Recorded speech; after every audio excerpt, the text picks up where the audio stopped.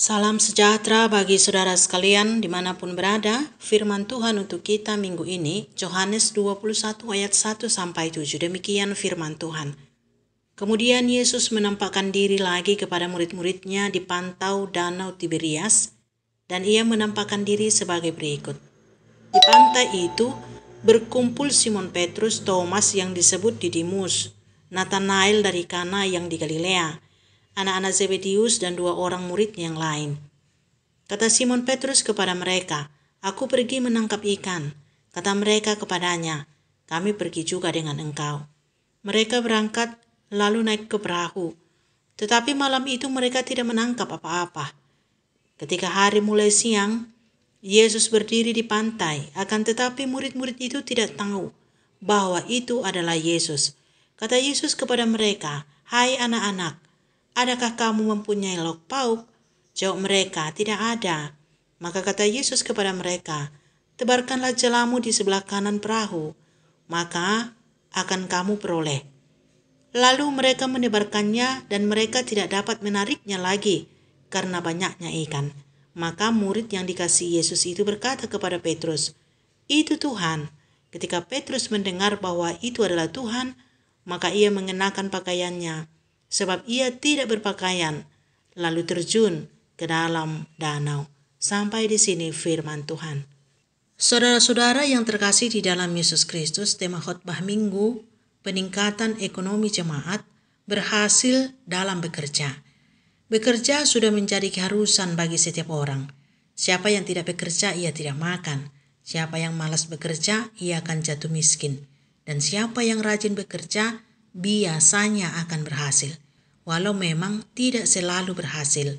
Seperti murid-murid Tuhan Yesus yang menangkap ikan pada malam hari di pantai Tiberias. Mereka tidak mendapat apa-apa hingga hari mulai siang. Mereka tidak mendapat hasil bukan karena dosa-dosanya, sehingga mereka tidak diberkati, atau karena kurang giat bekerja, bukan. Kita tidak tahu kenapa tidak ada ikan yang berhasil mereka tangkap saat itu. Yang pasti adalah bahwa dalam keadaan gagal seperti ini, Yesus datang menghampiri mereka dan memberi jalan keluar. Yesus berkata, "Tebarkanlah jalamu di sebelah kanan perahu, maka akan kamu peroleh." Lalu mereka menebarkannya dan mereka tidak dapat menariknya lagi karena banyaknya ikan. Ini hendak memberitahukan kepada kita bahwa Tuhan selalu memperhatikan keadaan murid-muridnya. Dia tahu apa yang diperlukan murid-murid itu, dan dia tahu apa yang harus dikerjakan supaya mereka berhasil dalam pekerjaannya. Yesus menjamin kehidupan murid-muridnya, bahkan lebih dari apa yang terpikirkan dan yang diharapkan oleh murid-murid itu. Lihatlah, mereka tidak dapat menarik jalannya lagi karena banyaknya ikan yang ditangkap. Kristus tidak membiarkan pengikut-pengikutnya berkekurangan, tapi berkelimpahan seperti ikan dalam jala itu. Namun perlu diingat, keajaiban ini tidak boleh dibuat menjadi alasan untuk mengikut Yesus.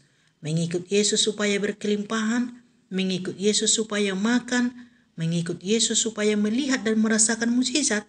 Sebab jika itu alasannya seseorang mengikut Yesus, bukannya mukjizat yang akan terjadi, tapi peringatan dan teguran.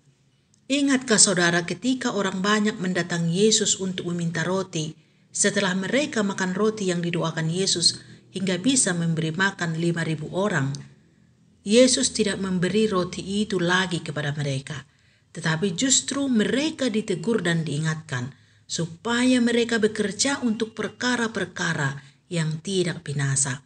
Untuk itu, sebagai pengikut Tuhan Yesus tidak perlu khawatir tentang makanan ataupun tentang keperluan hidupnya, sebab Yesus sudah mencukupkannya.